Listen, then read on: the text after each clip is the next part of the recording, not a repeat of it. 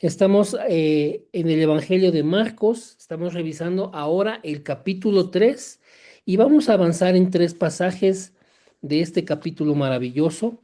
Entonces, el primero es el pasaje acerca de un hombre que fue sanado cuando tenía una mano seca. La palabra del Señor nos dice en Marcos 3 del 1 al 6 de la siguiente manera. Otra vez entró Jesús en la sinagoga y había allí un hombre que tenía seca una mano y le acechaban para ver si en el día de reposo le sanaría, a fin de poder acusarle. Entonces dijo al hombre que tenía la mano seca, levántate y ponte en medio. Y les dijo, es lícito en los días de reposo hacer bien o hacer mal, salvar la vida o quitarla, pero ellos callaban. Entonces, mirándolos alrededor con enojo, entristecido por la dureza de sus corazones, dijo al hombre, extiende tu mano. Y él extendió, y la mano le fue restaurada sana. Y salidos los fariseos, tomaron consejo con los herodianos contra él para destruirle. Esto es importante, hermanos.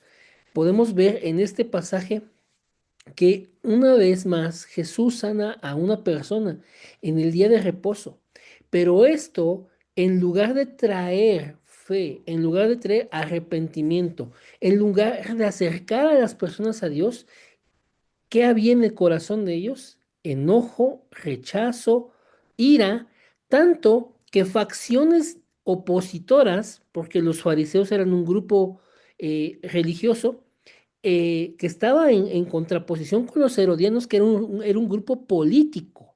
Estos dos grupos se fusionan en una coalición, en una conspiración contra Jesús. Esto es importante porque, como dijo alguna vez R.C. Sproul, si tú predicas como Jesús, vas a tener los mismos resultados como Jesús. Gente queriendo matarte. Y eso es lo que está pasando aquí. Entonces vamos a analizar un poquito este pasaje. Aquí está. Hay una confrontación.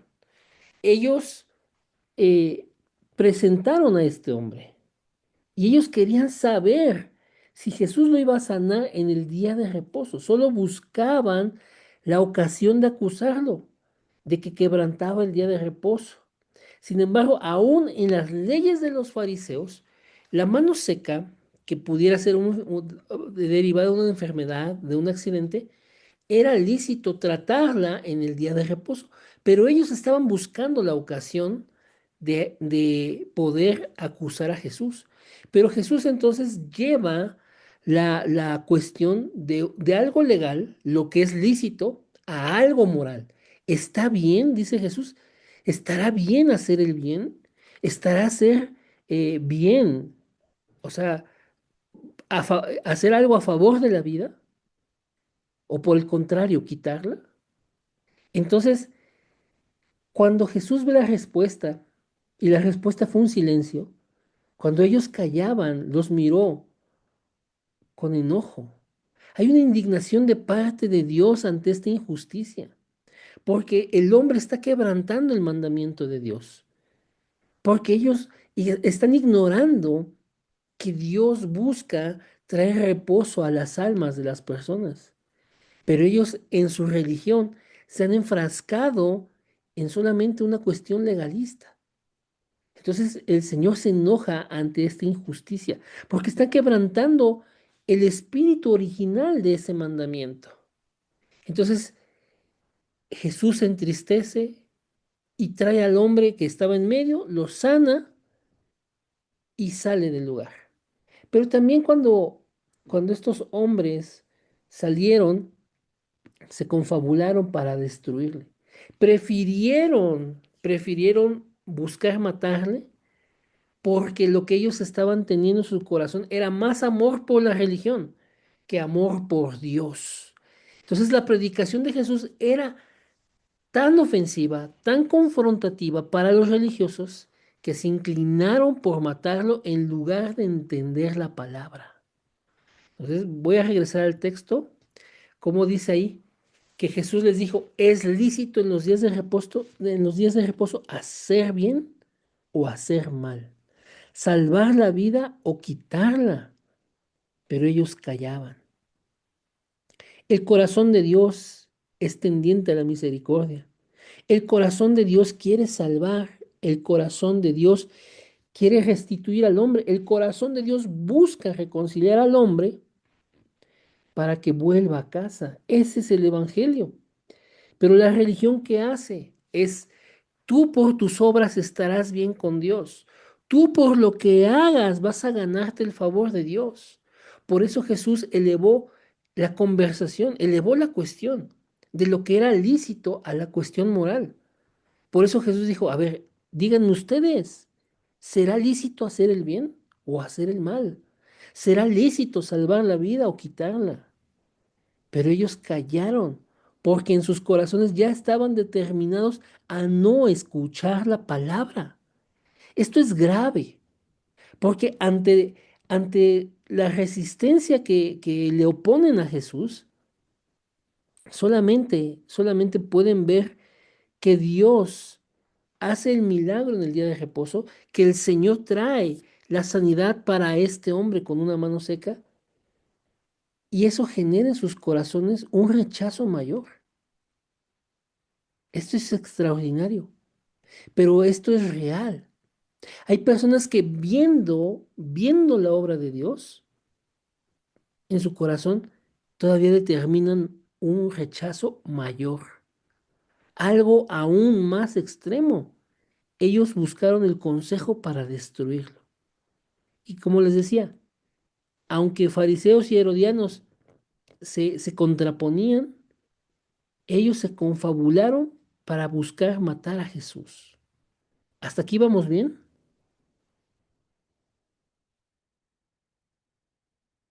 Amén. Amén. Entonces vean, ante la obra misericordiosa de Dios, el hombre que es natural, el hombre que está separado de Dios, el hombre que no ama a Dios, sino que ama las tinieblas y que no busca la luz porque sabe que sus obras son malas y no quiere ser reprendido, va a buscar la confrontación, va a buscar rechazar todavía aún más el Evangelio. Vamos a avanzar. Bien. En el siguiente pasaje, Marcos capítulo 3 del 7 al 12, la palabra nos enseña así. Mas Jesús se retiró al mar con sus discípulos y le siguió gran multitud de Galilea y de Judea, de Jerusalén, de Idumea, al otro lado del Jordán y de los alrededores de Tiro y de Sidón. Oyendo cuán grandes cosas hacía, grandes multitudes vinieron a él y dijo a sus discípulos que le tuviesen siempre lista la barca a causa del gentío, para que no le oprimiesen, porque había sanado a muchos, de manera que por tocarle, cuantos tenían plagas caían sobre él. Imagínense eso. Y los espíritus inmundos al verle se postraban delante de él y daban voces diciendo, tú eres el Hijo de Dios. Mas él les reprendía mucho para que no le descubriesen.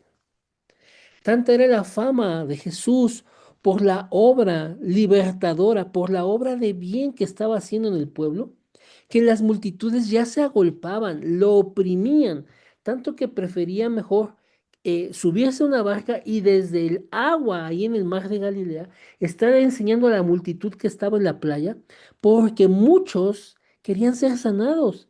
Y todos los que tenían plagas o azotes, es decir, alguna enfermedad grave, alguna enfermedad con muchas molestias, en desesperación se abalanzaban sobre él. Dice aquí el versículo 10 que caían sobre él.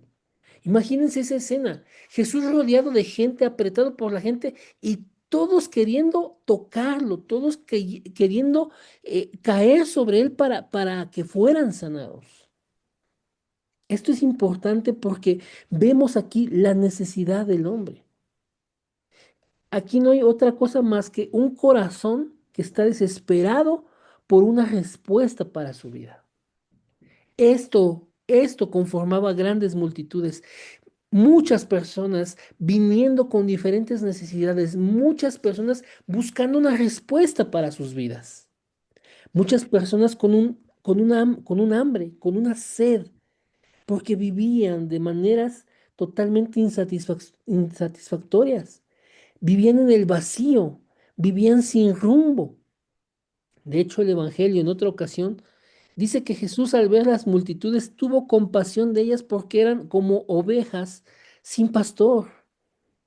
Entonces imagínense, pudieron haber sido cientos o pudieron haber sido miles en este tiempo acerca de este pasaje, pero todos estaban buscando saciar su sed, todos estaban buscando algo y Jesús es la respuesta.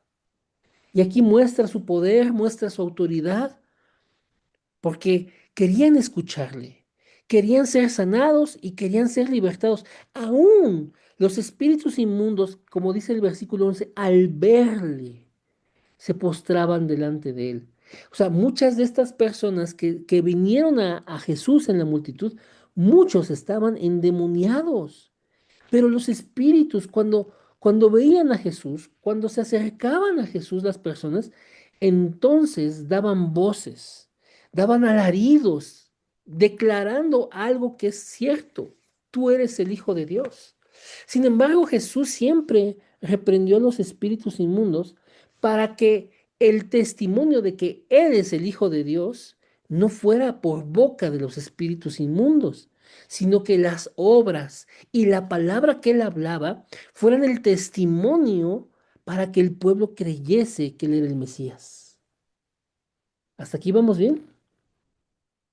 Amén. Amén. ¿Qué podemos decir de este pasaje? Hay restauración. Dios busca restituir al hombre, Dios busca restaurar al hombre. Multitudes le seguían para escucharlo. La sanidad de toda plaga, de todo azote, de toda enfermedad era posible al venir a Jesús. La libertad de espíritus inmundos se daba por el poder y la autoridad de Jesús. Jesús, como dice en Lucas capítulo 4, seguía trayendo el año agradable del Señor sobre toda la región de Galilea. Entonces, el texto nos dice que venían si me permiten leerlo, miren, dice ahí venían de Idumea, que es una parte sur, que es donde venían donde vivían los edomitas, que eran descendientes de Esaú, venían de Tiro y Sidón, que son ciudades al norte, ciudades fenicias, venían de Jerusalén, de Judea. Entonces, gente de todo alrededor de aquí del mar de Galilea empezó a llegar. Todos acudían a él. Todos querían ser restaurados y lo que el Señor obraba era precisamente esto, una restauración, una restauración. Dios de verdad está trayendo al pueblo lo que el pueblo necesita. Por eso, a pesar de que en las cúpulas los religiosos buscaban destruir ahora a Jesús, la gente en el pueblo decía, no me importa, yo quiero recibir de él. ¿Hasta aquí vamos bien? Amén. Amén. Vamos a avanzar. Bien. Perdón, Israel, una pregunta. Ajá. ¿O me Dime. espero al final? Dime, Bren, y la respondemos al final. Gracias. La gente que vivía en Tiro y en Sidón y en Fenicia, entonces no eran judíos, ¿verdad? Eran gentiles. Sí había judíos, pero también había pues gentiles. Recordemos que, por ejemplo, en una ocasión vino una mujer que tenía una hija que era atormentada por un espíritu. Y la Biblia nos dice, su origen dice que era Sirofenicia. O sea, de la parte norte donde anteriormente se había sentado el imperio de Asiria.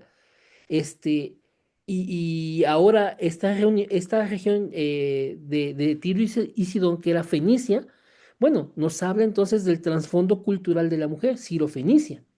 Y nos hablaba el pasaje de que ella rogó a Jesús y Jesús le dijo, es que no es bueno que se le dé el pan a los perros, porque este pan es de los hijos de Israel. Y ella dijo, Señor, aún de esas migajas, de verdad, yo puedo comer. Y entonces Jesús fue movido a misericordia. por la fe de esta mujer, por la desesperación y porque ella tomó su lugar. Ella sabía que era indigna delante del Señor, pero efectivamente, estas ciudades, sí, sí había gentiles, por supuesto, pero también había judíos. Entonces, recordemos algo, el Señor expandió a los judíos por muchos lados y expandió a los hebreos por muchos lados. Es que no es lo mismo los hebreos que los judíos. Recordemos que cuando el reino se divide, los primeros tres reyes estuvieron en un reino unificado, Saúl, David y Salomón, pero después de ellos se divide el reino en el reino del norte, que es Israel con su capital en Samaria, el reino del sur, que es Judá con su capital en Jerusalén. Ambos fueron llevados por su desobediencia, por su idolatría, por su corazón duro. Israel fue llevado por Asiria y Judá fue llevado por Babilonia. Pero a partir de ahí, el pueblo se disgregó y se expandió por toda la región de Asia, de Europa, de África. Entonces, para el tiempo de Jesús, en este lugar había gente judía, pero también había gente gentil. Ok, gracias. Bien, vamos a ver un tercer pasaje de este capítulo 3. Am, el capítulo del 13 al 19, perdón, el pasaje del 13 al 19 nos muestra la elección de los apóstoles. Y vean, yo aquí les puse propósito como subtítulo. Dice aquí el versículo 13. Después subió al monte y llamó así a los que él quiso, y vinieron a él, y estableció a 12 para que estuviesen con él, y para enviarlos a predicar, y que tuviesen autoridad para sanar enfermedades y para echar fuera demonios.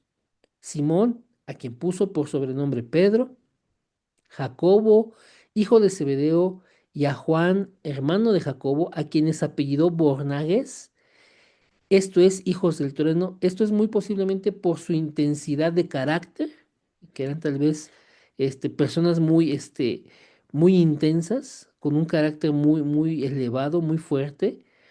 Andrés, Felipe, Bartolomé, Mateo, el publicano, Tomás, Jacobo hijo de Alfeo, Tadeo, que en los otros evangelios es mencionado como Lebeo, hermano de Jacobo, Simón el cananista o el celote, y Judas Iscariote, el que le entregó, y vinieron a casa.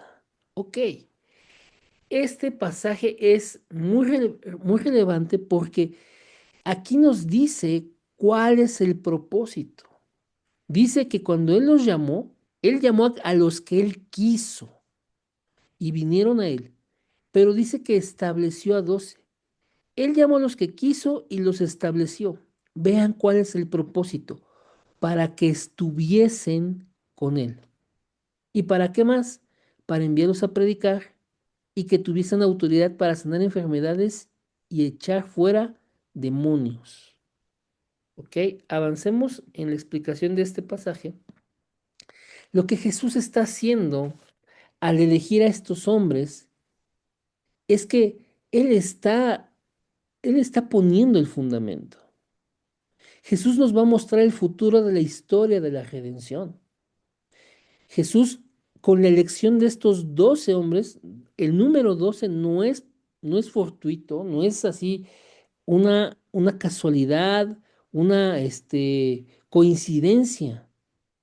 Jesús está reuniendo 12 discípulos porque con la composición de este grupo Jesús formaría a su pueblo. Jesús está fundando desde aquí ese pueblo espiritual, ese Israel espiritual. Israel como nación ya había tenido sus 12 tribus de los 12 hijos de Israel o Jacob. Y esa nación a lo largo de la historia estuvo honrando a Dios con sus labios, pero su corazón estuvo lejos. Y ahora era el tiempo entonces de restaurar también esto. Y Jesús entonces elige a 12 hombres para a partir de ahí, dar el fundamento para su iglesia. Es el pueblo espiritual el que se está formando aquí, con la elección de 12 discípulos, 12 personas que tenían la misión de ser enviados. La palabra apóstol deriva de un verbo en griego que es enviar, es decir, son emisarios, gente enviada. ¿A qué? A predicar, a sanar y a libertar, porque ellos darían el testimonio, siendo testigos oculares, siendo testigos presenciales, porque Jesús dice que los estableció para que estuviesen con Él. Entonces, el ministerio de Jesús iba a ser, digamos, documentado presencialmente por estos hombres, iba a ser recabado por estos hombres. El ministerio de Jesús iba a quedar en la memoria de estos hombres y ahora ellos tenían la oportunidad de ser los testigos de su ministerio, de su muerte y su resurrección, confirmando así la palabra de los profetas. Este es el rol de los apóstoles, confirmar que Jesús es aquel del que hablaron todos los profetas, del que hablaba Moisés y del que hablaron los salmos, los escritos. Entonces, Jesús está dando las bases para lo que viene, la fundación de la iglesia, el pueblo espiritual del Señor. Y cómo entonces el Evangelio va a ser llevado a todos los lugares, va a ser predicado y habrá señales que le sigan, señales de sanidad, señales de libertad, señales poderosas en el Espíritu de Dios, pero para dar el testimonio de salvación. Esto es lo importante. Jesús no eligió a los 12 por azar, ni eligió a los 12 porque se le ocurrió, lo improvisó. No, Él está haciendo una referencia directa a la fundación de Israel, con sus 12 tribus, con sus 12 familias, sus 12 hijos. Ahora Jesús está diciendo, a partir de estos 12 hombres, vendrá mi pueblo. ¿Bien? Amén. Entonces vean esto. Aquí les voy a poner tres pasajes, tres citas. La primera está en el Evangelio de Mateo, capítulo 16, versículo del 16 al 18, donde Jesús precisamente está preguntando quién es Él para la gente y quién es Él para sus discípulos. Respondiendo Simón, Pedro dijo, tú eres el Cristo, el Hijo del Dios viviente. Entonces le respondió Jesús, bienaventurado eres Simón, hijo de Jonás, porque no te lo reveló carne ni sangre, este es un plan divino, sino mi Padre que está en los cielos. Y yo también te digo que tú eres Pedro, y sobre esta roca, sobre la identidad de Jesús, porque ese es el contexto del pasaje, Jesús está preguntando quién es Él para la gente, quién es Él para sus discípulos. Ok, cuando Pedro da esta respuesta, entonces Jesús dice, bueno, sobre esto que tú has declarado, sobre quién soy yo, sobre esta roca, edificaré mi iglesia. El fundamento de la iglesia es que Jesús es el Cristo, Jesús es el Hijo de Dios. Y las puertas del Hades no prevalecerán contra ella. Aún la muerte no podrá evitar la victoria de la iglesia. Entonces, esto es importante porque Jesús está dando las bases de su iglesia.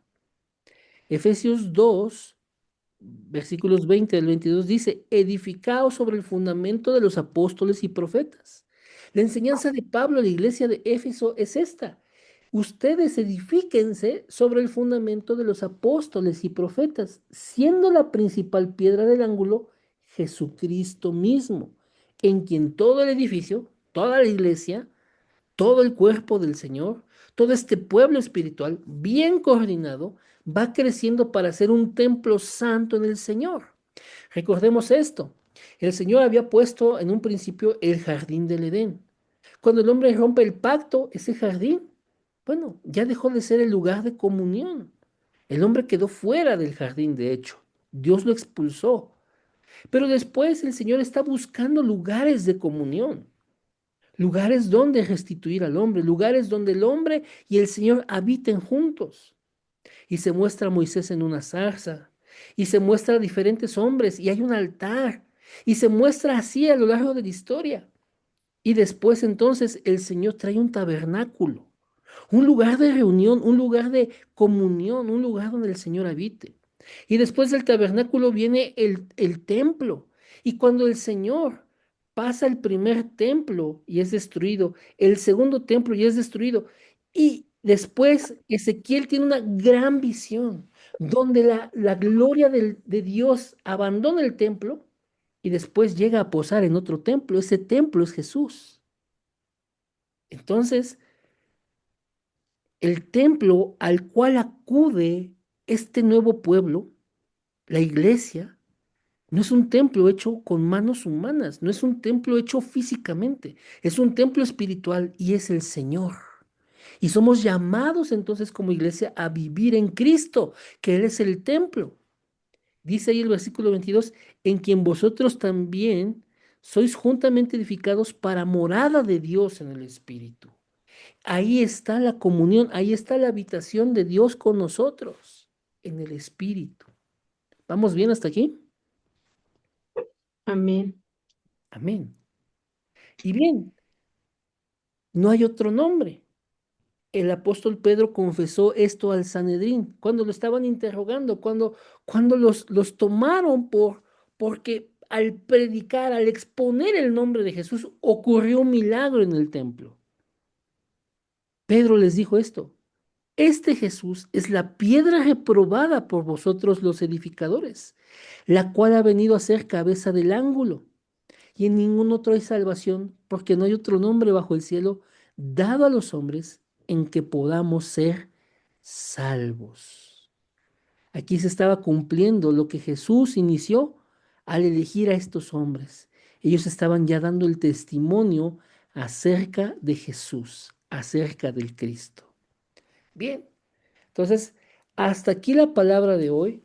Solamente brevemente hacemos una recapitulación. El Señor muestra misericordia, ese es el corazón de Dios. El Señor muestra su poder y su autoridad, porque ese es el ministerio que Jesús vino a ejercer a través de sus tres oficios como profeta, sacerdote y rey. Y el Señor tiene un propósito al establecer a sus discípulos, a estos 12 apóstoles, para dar lugar entonces a la iglesia. Finalmente, amados hermanos, amadas hermanas, lo que Jesús está haciendo en su ministerio, en estos primeros tiempos del ministerio de Jesús, es ir perfilando toda la obra de salvación a un solo punto, a un solo punto. La fe en lo que Él va a hacer, la fe en su sacrificio, la fe en su muerte y su resurrección.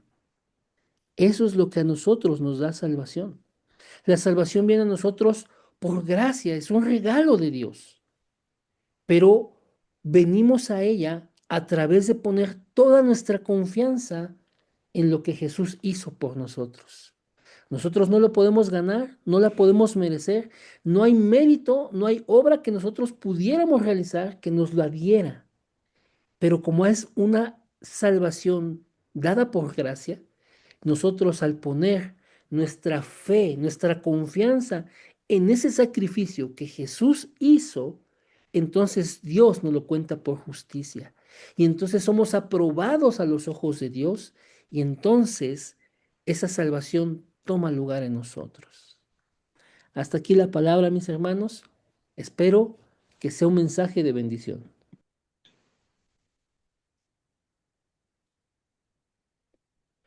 Bien, mis hermanos, si no hay más dudas, comentarios o alguien que nos quiera bendecir con su fórum, vamos a pasar a los temas de oración.